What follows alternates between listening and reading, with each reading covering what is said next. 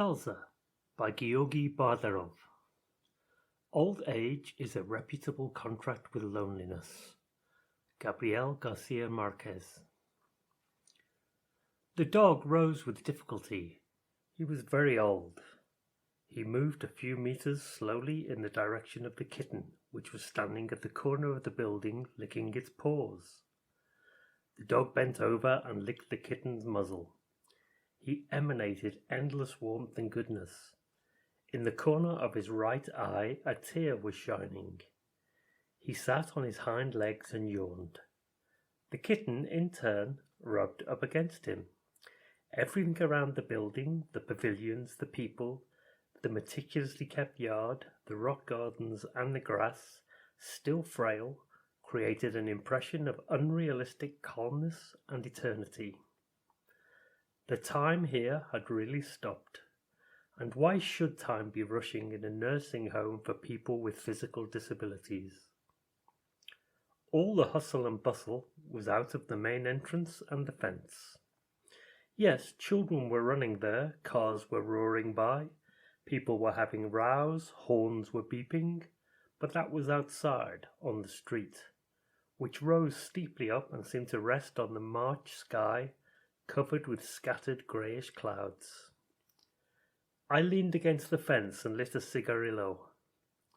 My mood was in complete harmony with the weather, dour, gloomy.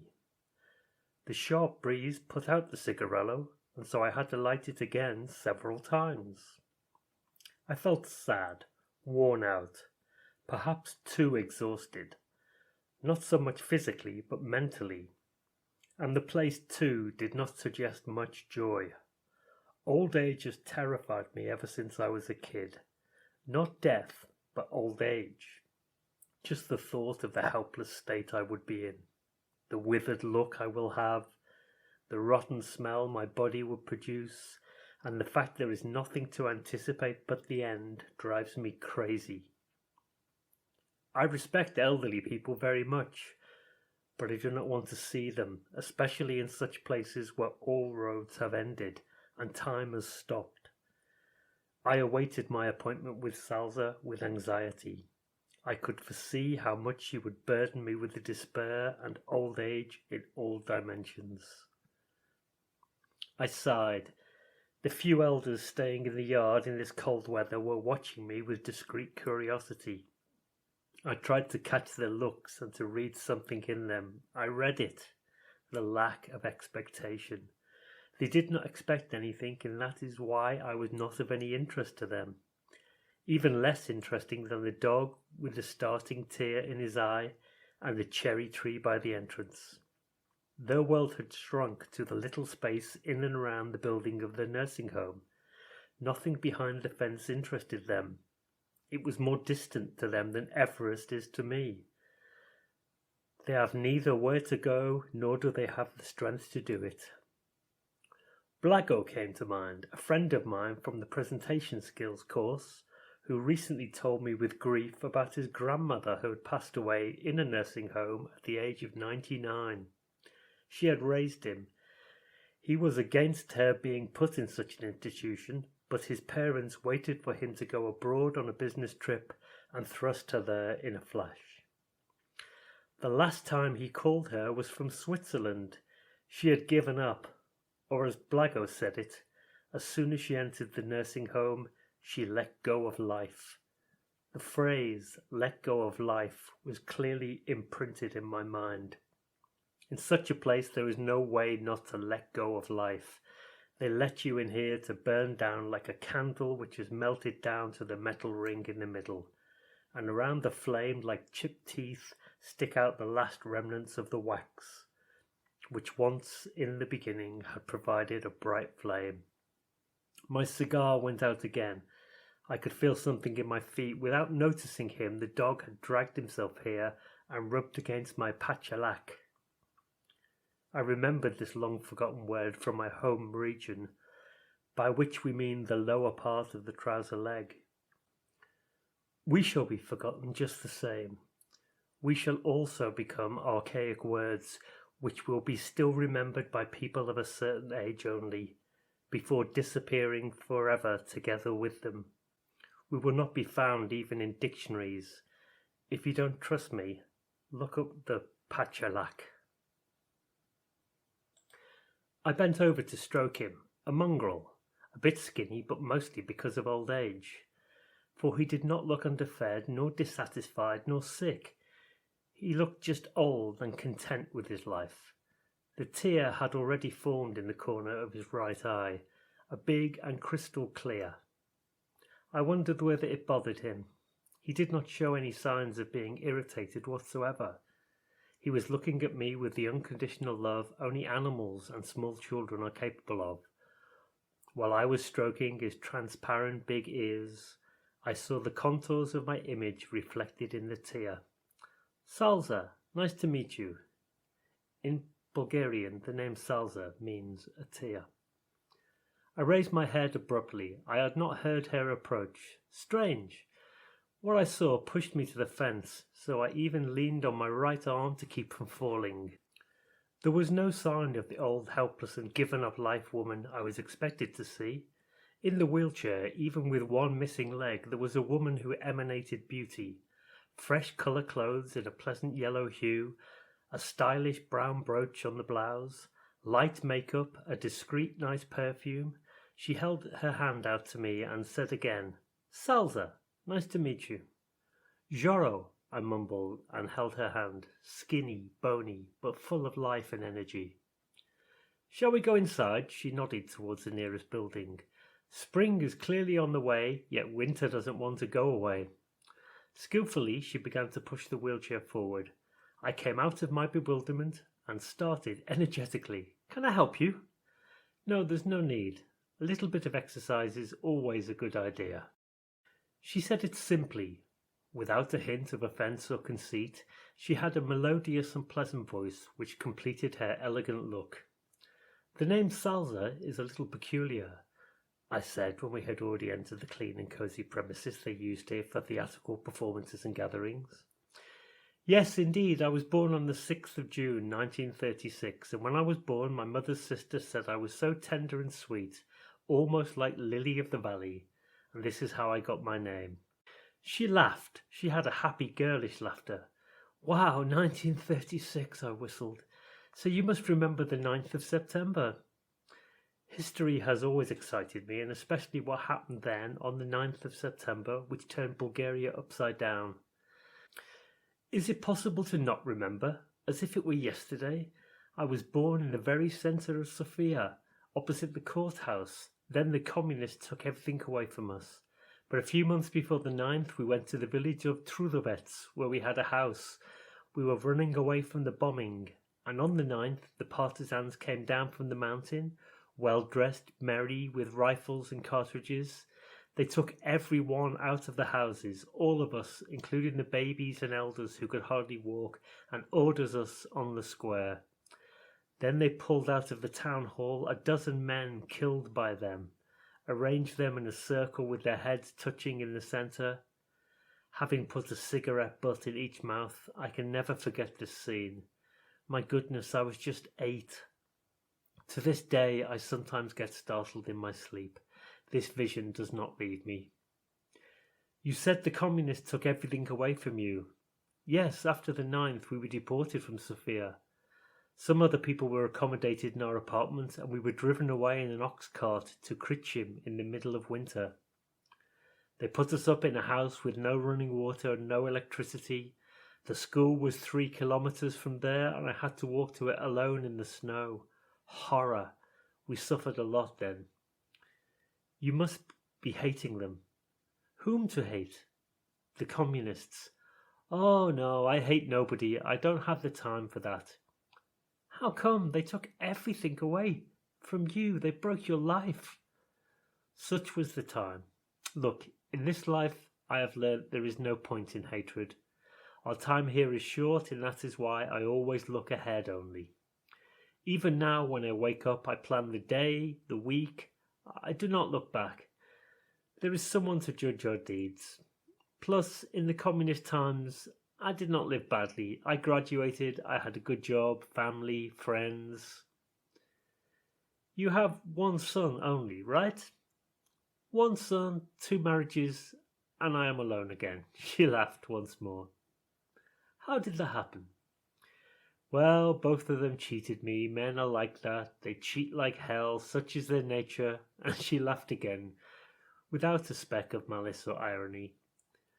The first one lied that he had a big flat in Sofia, but it turned out he was penniless, from the countryside, and a drunk on top of it. And the second one hid 5 years from me. The charlatan. He said he was born in 1926, but it turned out 1921. My son is from him. When I learnt the truth, I took my son away, and I lived my life afterwards without too much dealing with men. Your son is in Spain, isn't he? Do you have any grandchildren? Yes, he's in Spain. He met a Spanish woman and they live there. I have 2 grandchildren. The little one, a girl, is named after me. They come to visit every summer. Do you want to go there to live in Spain with your son? I want? And why are you not there? Well, he has a wife, children, a different life. Salza shrugs her shoulders. I see. You don't get along with your daughter-in-law. Oh, no, we get on very well. She's a very good girl. So I don't understand then. Don't they invite you to live with them? They do, of course, but I don't want to bother them. They are busy, they have things to do, and I feel good here. Didn't you see how nice it is here? We have all we need. Why should I be going anywhere? Imperceptibly, no trace was left of all my melancholy and tension. I was totally absorbed by the simple but so lively and warm words of Salza.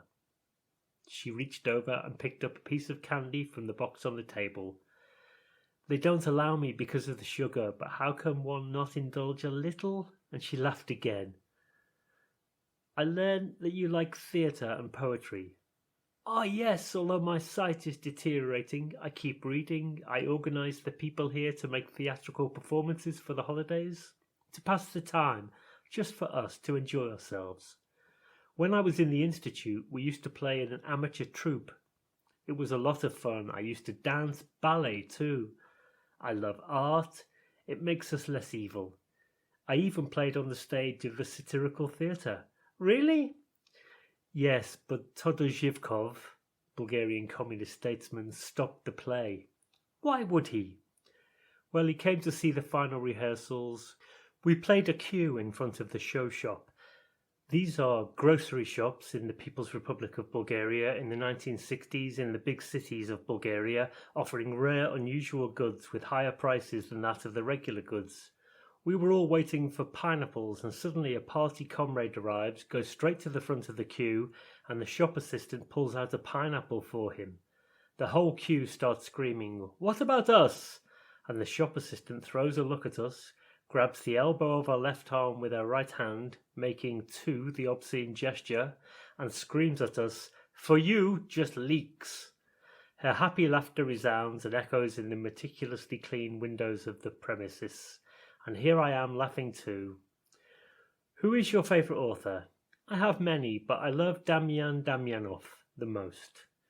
Would you like to hear my favourite poem of his? But of course. She lifts herself up a little with her hands on the chair, straightens her neck, closes her eyes, and starts with her melodic voice. Are you asleep? It seems that I awoke you.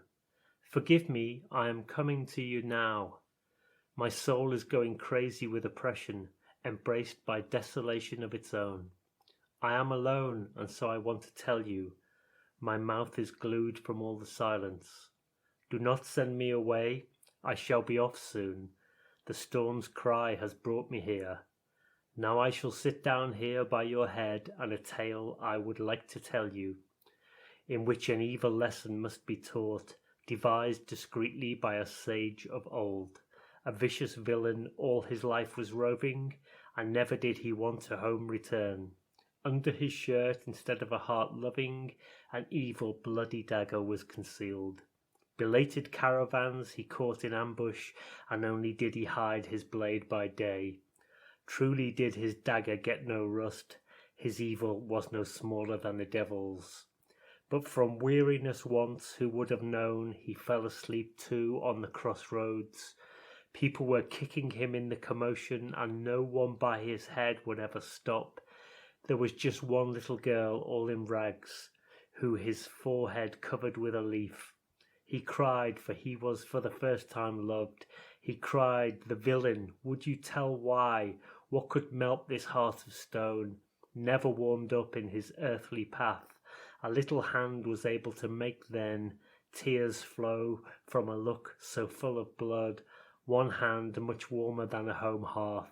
The cutthroat gave the necessary thing he would never have been able to buy off, neither with a theft, not with a head cut, but you fell asleep. I am speechless, totally speechless. She recited it so smoothly, impeccably, without faltering, as if she were again on the stage of the satirical theatre. I start clapping. She opens her eyes, looks at me, thankfully, slightly nods her head. Salza, do you regret anything? No, what should I regret? I have no time for that. Tomorrow we start the rehearsals for Pisho and Penda. I must arrange the stage. I have to make them learn their lines.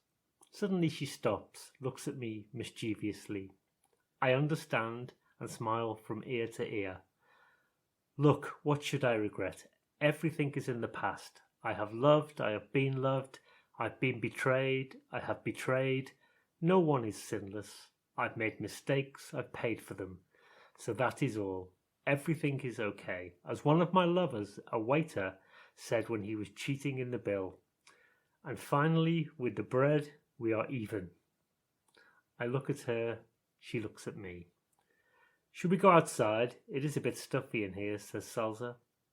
We go out. It has started to drizzle. The dog is approaching us slowly but happily. I squat next to him and stroke his snout. People are never satisfied. I say more to myself and to the dog rather than to Salza.